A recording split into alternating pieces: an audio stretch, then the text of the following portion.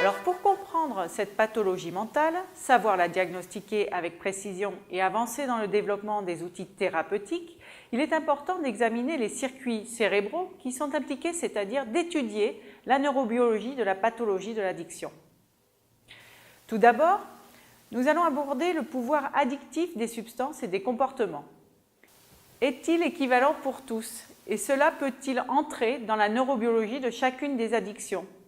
Le pouvoir addictif est déterminé par le pourcentage des individus de la population générale qui vont développer une addiction après utilisation chronique. Pour toutes les drogues d'abus confondues, la moyenne du pouvoir addictif est de 15 à 20%. Pour le sucre, les informations disponibles actuellement font état d'un pouvoir addictif de 5%. Enfin, en ce qui concerne les problèmes de comportement de type addictif comme le vidéogaming, le pouvoir addictogène est plus faible puisqu'il touche moins de 1% de la population générale. Si l'on s'intéresse à la population des 8-18 ans seulement, alors le pouvoir addictogène du vidéogaming et de l'utilisation des réseaux sociaux peut atteindre jusqu'à 8,5%. Bien que les objets de l'addiction puissent être très différents, les recherches en imagerie cérébrale ont montré que cette pathologie change le fonctionnement du cerveau des individus souffrant de l'addiction. De plus, ces études ont mis en évidence que la pathologie est sous-tendue par un substrat neurobiologique commun, à savoir la diminution de la disponibilité des récepteurs dopaminergiques de type D2. Sur les images à gauche, vous pourrez observer la colonne qui présente les images cérébrales des individus contrôle. Le striatum, qui est essentiel dans l'expression des effets des désordres addictifs, montre une forte intensité de couleur chaude, quel que soit l'exemple considéré. À droite, vous pouvez voir les images cérébrales de même niveau chez les individus addicts. De façon très évidente, la diminution des couleurs chaudes chez les addicts visualise la diminution des récepteurs dopaminergiques D2 après cocaïne, alcool ou désordres alimentaires.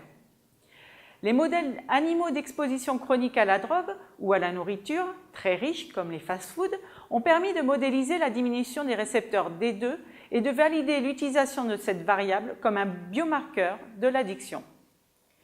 L'hypothèse proposée pour expliquer cette réduction serait que l'exposition aux drogues ou comportements addictifs produirait une hyperstimulation des récepteurs dopaminergiques à l'origine de l'adaptation du nombre de récepteurs D2.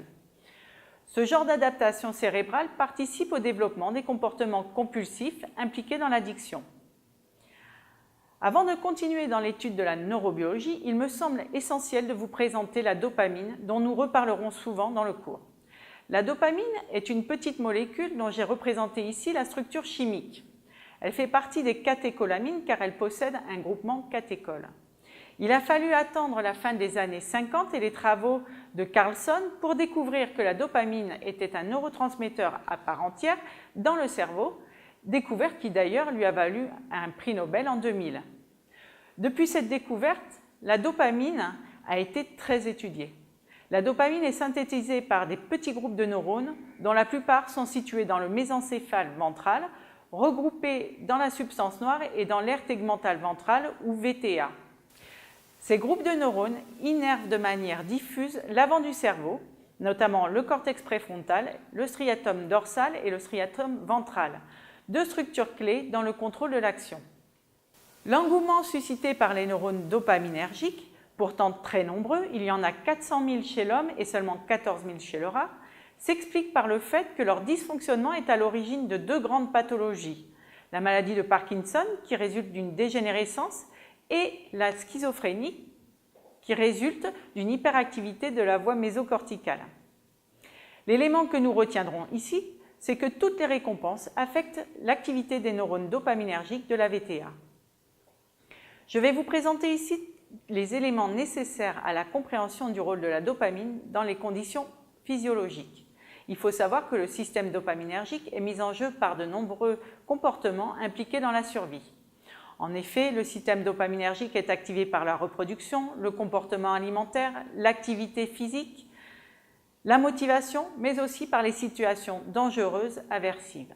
En conditions physiologiques, toujours, ces récompenses en activant les neurones dopaminergiques vont induire la libération de dopamine dans les structures de projection de la VTA, comme le noyau accumbens ou le cortex préfrontal, ce qui favorise l'action. Lorsque l'individu consomme des drogues d'abus ou lorsqu'il s'expose à des comportements addictifs de façon chronique, la fonction du système dopaminergique est détournée vers l'objet de l'addiction seulement et ne répond que très peu aux récompenses naturelles qui sont moins saillantes. Les modèles d'études neurochimiques in vivo chez l'animal ont permis de mettre en évidence l'action des récompenses sur la neurotransmission dopaminergique au niveau du noyau accumbens. Comme vous pouvez le voir dans la première partie de la diapositive, les études utilisent la microdialyse in vivo chez le rat se comportant, par opposition à anesthésié. Le principe de ces études est de descendre à demeure une sonde de microdialyse pour perfuser la structure d'intérêt avec un liquide cérébrospinal artificiel et par osmose de récupérer les échanges neurochimiques qui ont lieu.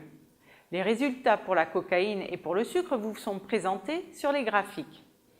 Les courbes montrent bien qu'à partir du moment où l'animal reçoit la récompense, la dopamine extracellulaire commence à augmenter dans le noyau accumbens.